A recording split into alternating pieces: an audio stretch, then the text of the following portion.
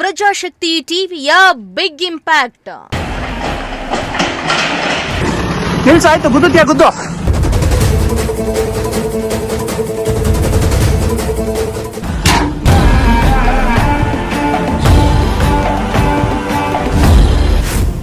ಕೆರೆಯಲ್ಲಿ ಮಣ್ಣು ತುಂಬಿದ್ದ ಕಳ್ಳರ ವಿರುದ್ಧ ಬಿತ್ತು ಎಫ್ಐಆರ್.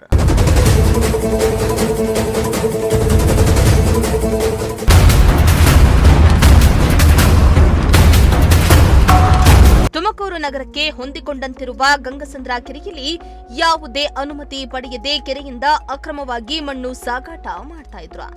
ಈ ಮಣ್ಣು ಮಾಫಿಯಾದ ಬಗ್ಗೆ ನಿಮ್ಮ ಪ್ರಜಾಶಕ್ತಿ ಟಿವಿ ಕಳೆದ 3 ದಿನಗಳ ಹಿಂದೆ ಸುದ್ದಿಯನ್ನ ಬಿತ್ತರಿಸಿತ್ತು.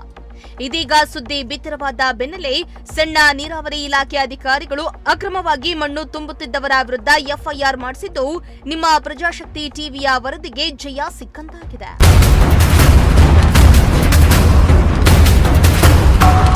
ಹೌದು, ಗಂಗಸಂದ್ರ ಕೆರೆಯಲ್ಲಿ ಹಗಲು ರಾತ್ರಿ ಎನ್ನದೇ ಮಣ್ಣು ಕಳ್ಳರು ಜೆಸಿಬಿಗಳ ಮೂಲಕ ಮಣ್ಣನ್ನ ಅಗೆದು ಸಾಗಾಟ ಮಾಡ್ತಾ ಇದ್ರು.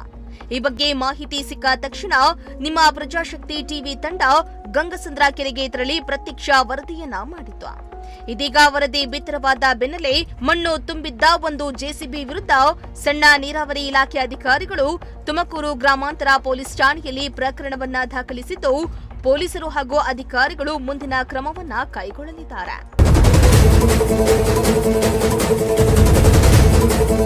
ಇನ್ನು ಕೆರೆಯಲ್ಲಿ ಅನುಮತಿ ಇಲ್ಲದೆ ಅಕ್ರಮವಾಗಿ ಮಣ್ಣು ತುಂಬುವವರ ವಿರುದ್ಧ ಪ್ರಜಾಶಕ್ತಿ ಟಿವಿ ಸಮರ ಸಾರಿದ್ದು ಕೆರೆಯ ಒಡಲಿಗೆ ಕೈ ಹಾಕುವ ಮಣ್ಣು ಕಳ್ಳರ ಮೇಲೆ ದೂರನ್ನ ದಾಖಲಿಸಿ ಕೆರೆಗಳ ಜೀವ ಉಳಿಸುವ ಕೆಲಸ ಮಾಡ್ತಾ ಇದೆ. ಸದ್ಯ ಪ್ರಜಾಶಕ್ತಿ ಟಿವಿಯ ಈ ಕೆಲಸಕ್ಕೆ ಎಲ್ಲೆಡೆ ವ್ಯಾಪಕ ಮೆಚ್ಚುಗೆ ವ್ಯಕ್ತವಾಗ್ತಾ ಇದೆ.